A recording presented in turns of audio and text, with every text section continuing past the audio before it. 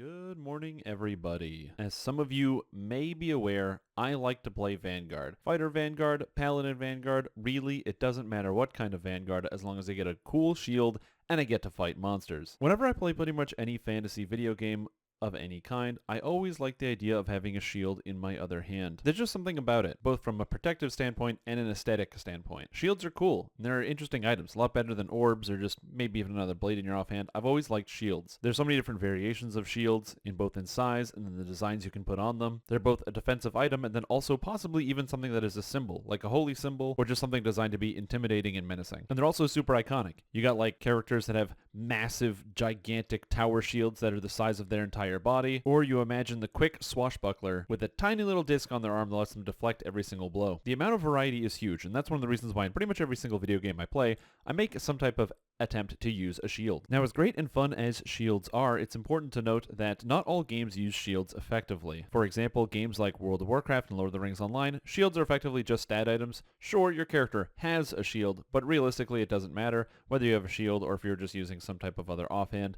It's just a stat item and it doesn't really impact your character that much. I mean, the Souls series has shields involved, allowing you to block attacks from enemies, but you learn pretty quick that rolling and getting out of the way is way better and way more effective than just blocking something with your shield. So a lot of games just don't use the shield as effective. However, Dungeons & Dragons Online is a game that uses your shield to great effectiveness. Not only is it a good and useful blocking tool, but you also get access to the Vanguard tree, allowing your melee combatant to use a shield and not feel too bad about the fact that they're losing out on some of the damage by not having a purely damage-oriented object in their offhand, whether that be two hands on their main sword or just having an extra sword. Vanguards are interesting because they get the defensive properties of the shield, but then they just treat it like a weapon. I mean, just think about it. You might have a 7-pound blade in your main hand, a longsword ready to plunge into the heart of all the foes who stand against you. But then you think to your other hand, hey, I got this 50-pound steel tower shield, and 50 pounds is 50 pounds. I don't know if you guys know how much that is, but if somebody hits you with a 50-pound piece of steel, that's me gone. I'm just going to be, do not pass the hospital, do not collect $200, straight to dead. So the idea that you can have a character with a massive weapon like a shield and use it as such is very, very interesting. Saying, no, I do have a shield, but I'm going on the offense. I'm the first one into the battle, and I'm making an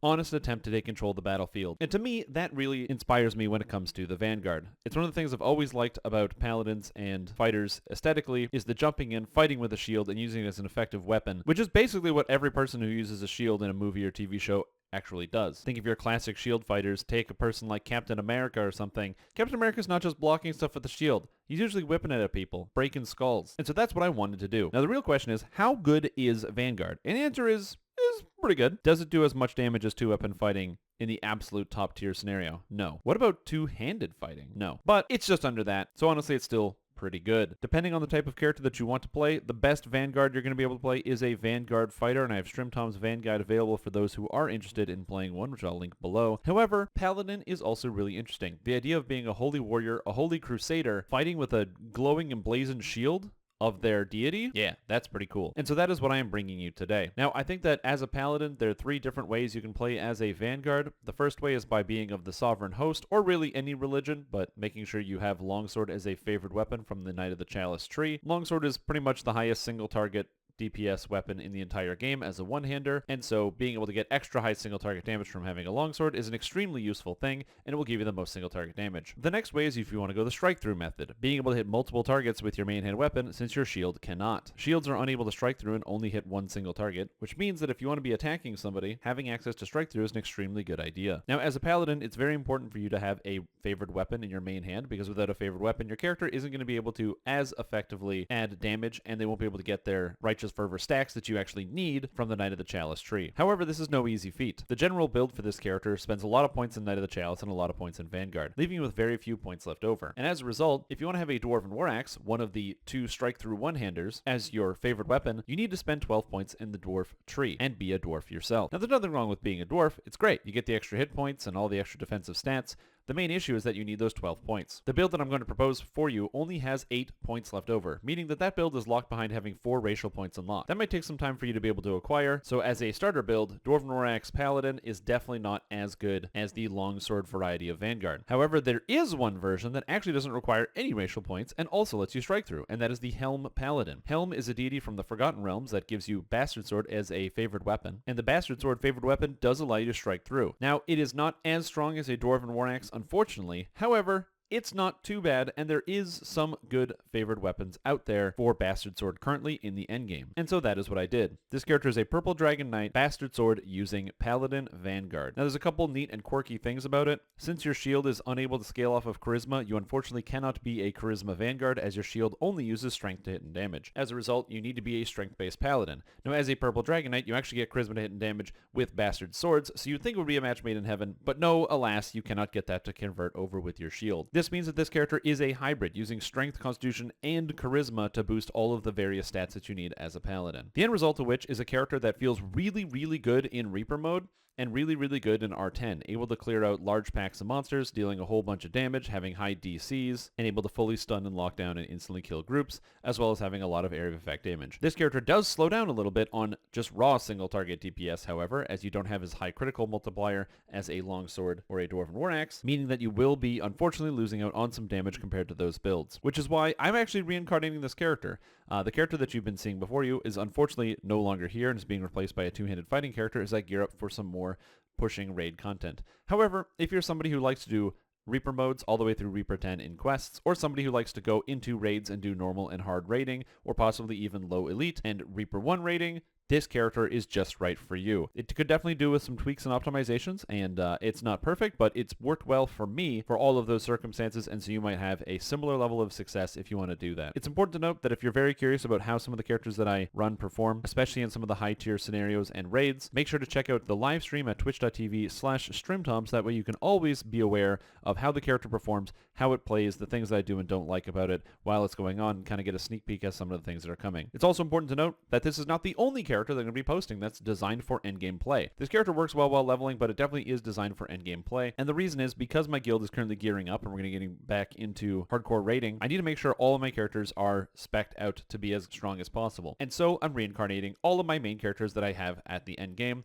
that are designed to do hard content at level 30. Since this is the case, all of their old builds are going to be showing up here on this channel. So you're going to be getting a whole bunch of endgame focused character builds, all one after the other, and hopefully you'll be able to learn something about some of these different characters and try something for yourself that you might find interesting or fun, or maybe even want to start experimenting around with as an endgame character. And without further delay, let me pass it over to me with the build so you can know exactly how to create this character. And so if you want to play your absolute favorite type of paladin, the Vanguard, let me show you how to do that. So this character is in fact a Purple Dragon Knight. I decided to choose a Purple Dragon Knight so that way my favorite weapon could be the Bastard Sword.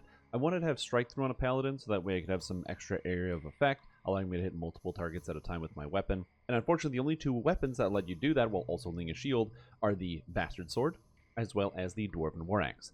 Now, getting Dwarven War Axe as a favorite weapon requires you to be a dwarf, versus the Bastard Sword, which requires you to be from the Forgotten Realms. So I went with Forgotten Realms because we'll talk about that a little bit later.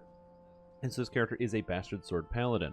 It's also important to note that as a Bastard Sword or a Vanguard Paladin, you really only can use your Strength because your shield damage is based off of Strength, your weapon damage is based off of Strength. So for the fact of these two things, it's important to make sure that you're focusing on your Strength first and then Charisma as a secondary. But this becomes problematic because you need lots of Strength items, and you need lots of Charisma items, and you need lots of Constitution items, and you need other items to keep up your stats and actually make sure your character's defensive and able to do stuff. And so how do we do all of that? Well, to get started, you max out your Strength, so I started with an 18 and maxed this out. I started with a 16 Charisma and a 16 Constitution, because this character is a 36-point build. If you don't have as many build points, just have lower Constitution and Charisma, but make sure you start with that Strength nice and high. And you don't need your Dex, Intelligence, or Wisdom, as these things don't really help your character. As far as the skills go, Heal and Intimidate are pretty much the only things that you need. Because you're a Purple Dragon Knight, you get some extra skill points even with the low Intelligence. So Heal and Intimidate are kind of important, as well as Use Magic Device. If I had to pick out of these three, if you don't have like any tomes or anything, I would say take Intimidate and UMD, leave Heal for last. And if you're like me, I just grabbed Extra Diplomacy, although I probably could have grabbed Balance. Honestly, it doesn't really matter that much. As far as your feats go, you need to take a lot of combat-style feats with this character. So I have all of the combat-style feats. Two-handed fighting, improved two-handed fighting, greater two-handed fighting, shield mastery, improved shield mastery, and greater shield mastery. All of these things come together, so you want to make sure you're taking every single one. Just take them as soon as you can. So shield mastery, two-handed fighting, improved two-handed fighting, improved shield mastery, greater two-handed fighting, greater shield mastery. You gotta take them all in a row. So this is 6 of your heroic feats right here. On top of this, you need a couple extra feats to go along with it. You need improved critical slashing, which is pretty important because you're using a slashing weapon, and precision. Outside of that, that's pretty much all the feats that you need. You don't really need to worry about anything else. Everything else you kind of get for free. As far as epic feats and what you want to take up there, you take overwhelming critical because it's very good. I took epic reflexes, so I don't automatically fail reflex saving throws on a 1, which is pretty nice for doing some of the higher Reaper modes and things. So monsters can't just instantly blow you up if you fail a save. Epic damage reduction here for some extra defensive stats. And then for my legendary feat, I took Sign of Arborea because this character doesn't really do a lot of sneak attack damage, although it probably could if I optimized it a little better. So there is some argument to taking Sign of the Ethereal Plane for this character. But again, I took Arborea on this character as well, grabbing Dire Charge here and taking Perfect Two-Handed Fighting. Usually you would take Perfect Two-Handed Fighting and Perfect Two-Weapon Fighting as one of your feats. However, this character, I want to take Perfect Shield Mastery and Perfect Two-Handed Fighting, which means I would need to give up Dire Charge if I wanted Perfect Two-Weapon to get all of the stats. So I figured that this is the better way to go about it. So these are the kind of the feats that I took here. As far as your spells go, there's a lot of really good Paladin spells that you want to take. You want to grab Righteous Command because it gives you a bonus to melee and range power. You want to grab Angel Skin because it gives you a bonus to physical and magical resistance rating. You want to grab Prayer because it gives you a whole bunch of extra stats. Bless for the offensive stats. Magic Circle against Evil. Zeal. Holy Sword. These are like extremely useful spells. You're going to take them on every Paladin. And then if you have any space, you can always throw in a Cure here and there to have some extra defense. And then of course grabbing convenient stuff like Death Ward. Energy resistance. You don't use your spell points for anything in combat. It's all out of combat stuff. So that's pretty useful as that is. Now, here's the reason why I said you can't really use the Dwarven War-Axe with this build. It's basically because this character uses Knight of the Chalice, 41 points, and Vanguard, 31 points. You want the Vanguard 31 points to get the Vicious Shield for +1 critical threat range, critical multiplier, and W on your shield, as well as more attack speed, so you attack heckin' fast. However, you also want to get the Champion of Good Capstone because this gives you Charisma, melee, and range power, a bunch of extra damage, and also lets your Ascendancy go up to stack 25 times and +3 Sacred bonus to melee and range power. And this ability Ascendancy here is effectively when you're fighting an evil outsider or like an undead, it's 75 extra melee power. That's a big number. So you want to make sure you're doing that whenever possible. And so as a result, you want to take this Capstone, you want to take this Tier 5. Originally I was using the Vanguard Tier 5 because I thought, you know, they combined some stuff, added some new stuff. I thought it would maybe be better, but honestly, in my opinion, I don't think it is better than the Tier 5 Knight of the Chalice as well as the Capstone. I think that Knight of the Chalice is just too good. There's just not enough melee power in Vanguard. I think it's only 10, and so your character just doesn't have enough damage to compete with getting 10 melee power here, and then 15% fortification bypass here, and 10 melee power here. So this character, this already gets 20 or 10 higher fortification bypass, and then also gets an extra 75 whenever you fight against undead. So pretty good to be a part of the Knight of the Chalice. Now, with this split, 31 and 41, that only leaves you with 8 points remaining. And with those 8 points, it's very, very difficult to actually take the Dwarven War-Axe Racial, because it is a racial ability. It comes into the tree, it's up here, and so it would be 12 points deep into the tree, and this one only has 8 left. So if you happen to have,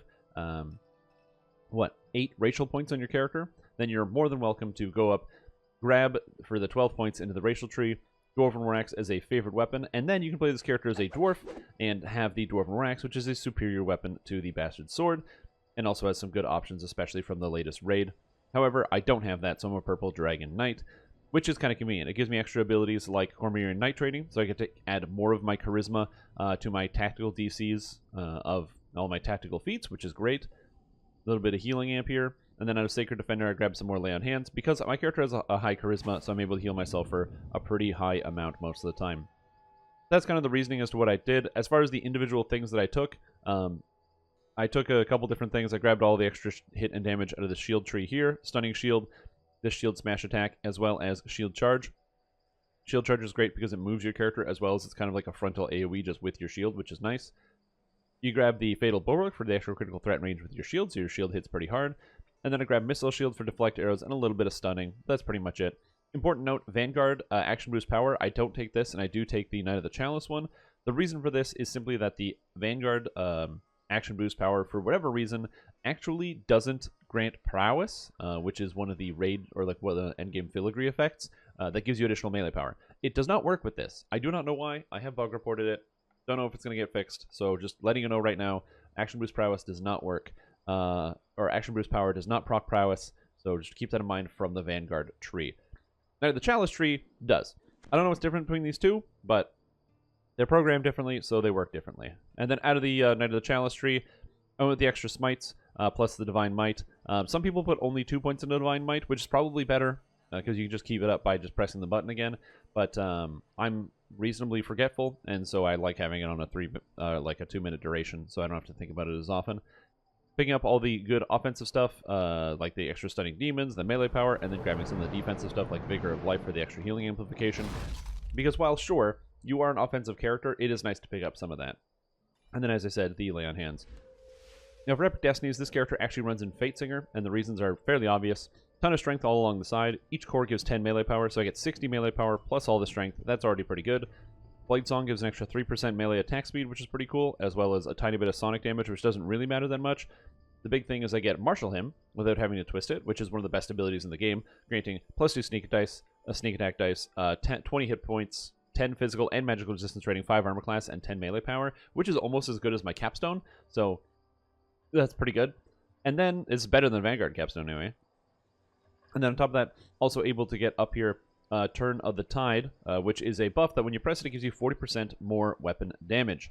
So this means that whatever your end number is, it just ups that by 40%. It's just an additive 40%. So it is an incredible amount of damage, just absolutely incredible amount of damage that it adds onto this for 45 seconds out of every 3 minutes. So it's almost got like a 1/3 uptime, you can think about it, because some of the downtime on the cooldown is just you walking around.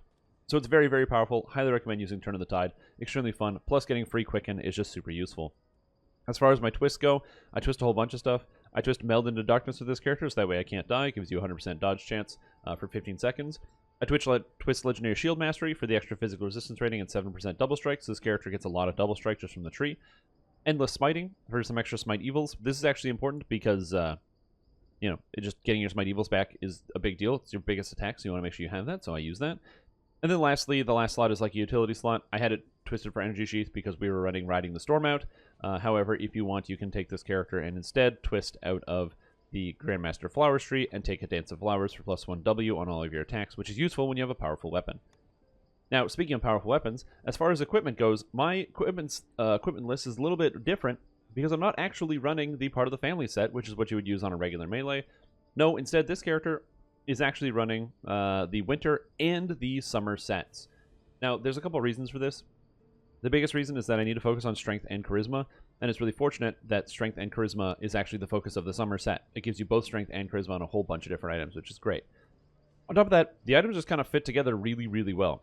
There's very few items that I think are extra or superfluous or stats that I don't need, so it was a pretty good overlap.